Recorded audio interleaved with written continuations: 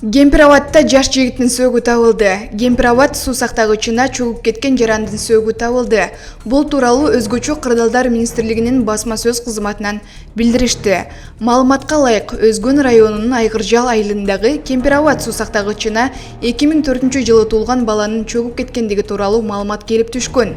Издөө иштерине Кыргыз Республикасынын Өзгөчө кырдаалдар министрлигинин номер 53 өрткө каршы куткаруу бөлүгүнөн жана республикалык өзүнчө куткаруу отрядынан 10 куткаруучу тартылган. Издөө иштеринин жыйынтыгында куткаруучулар тарабынан табылган жарандын сөөгү Ички иштер министрлигинин кызматкерлерине өткөрүлүп берилди. Булак Назар Ньюс.